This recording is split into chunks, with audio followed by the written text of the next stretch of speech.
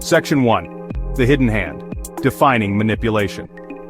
Well, manipulation is the art of hidden control.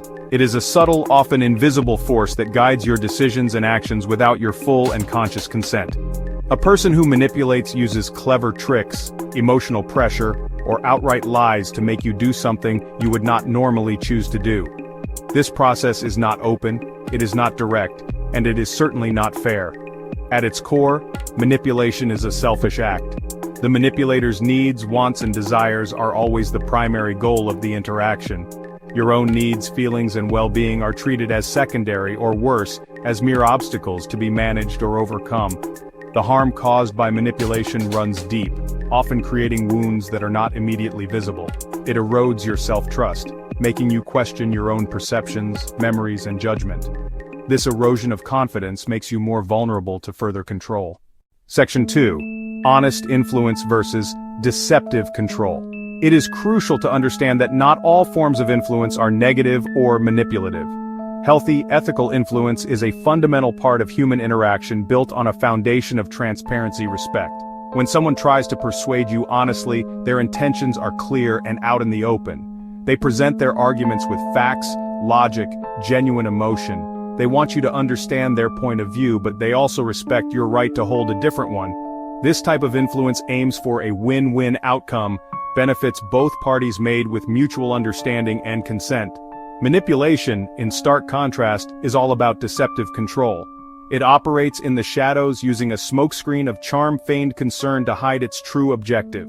A manipulator is not interested in a fair exchange of ideas. They have a predetermined outcome in mind and will use any tool necessary to guide you there. Think of it this way: honest influence is like a transparent negotiation. Manipulation is like a rigged card game one player has marked the deck. Section 3. The face of a manipulator. Key traits to recognize. To spot manipulation, it helps to recognize the common traits of those who practice it. One of the most disarming characteristics is their initial charm.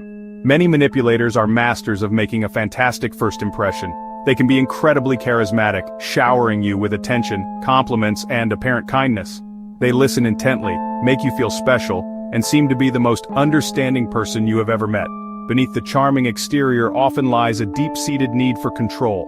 They want to set the terms of the conversation, dictate the rules of engagement, and guide the narrative to suit their needs.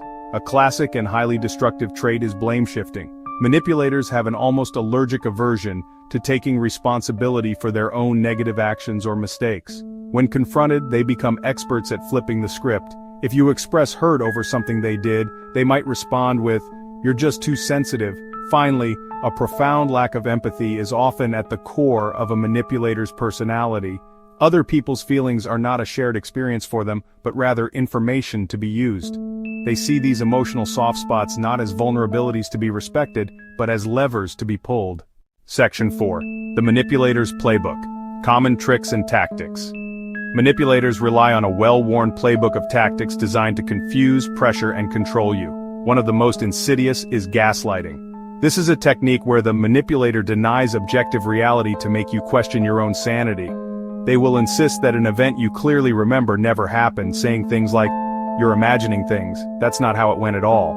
Guilt is another powerful weapon in their arsenal. Manipulators are masters at leveraging your sense of duty and compassion against you.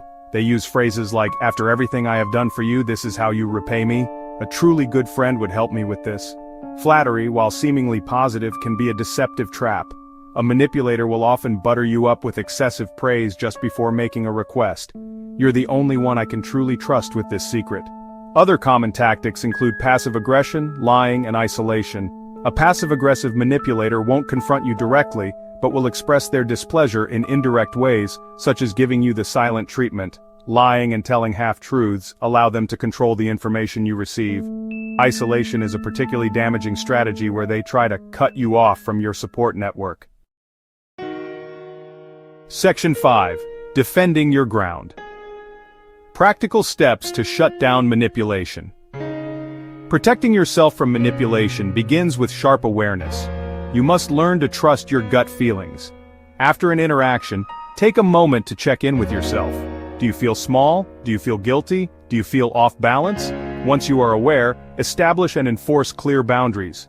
A boundary is a limit you set for yourself about what you will and will not accept. The most powerful tool for setting a boundary is the word no. Say it calmly and firmly. No long justification needed. I'm not comfortable with that. I cannot do that. Documenting facts is a powerful antidote to gaslighting. Keep a simple, private log of important conversations, agreements, and events. Save relevant emails and text messages. Finally, do not try to handle manipulation alone. Talk to a trusted friend. In more serious cases, seek guidance from a therapist or counselor. Section 6. The ethical line. Autonomy, resilience, protecting your choices. It's important to draw a clear ethical line between healthy influence and harmful manipulation. Persuasion, mentorship, sales. These can be perfectly ethical when conducted with honesty and respect for the other person's autonomy. Manipulation by its very nature is unethical because it fundamentally disrespects this principle. It treats you not as a person but as a pawn to be moved around a chessboard for the manipulator's benefit. Building resilience against manipulation is a journey of self-mastery. It starts with the foundational belief that your mind and your choices belong to you. This is non-negotiable. Awareness. Boundary setting, calm assertiveness. Resilience is not about becoming hard or unfeeling. It is about becoming wise, grounded, and unwavering in your right to self-determination. By shining a light on their tactics and standing firm in your own reality, you take away their power. Your mind is your most precious asset, and never surrender the power to make your own choices.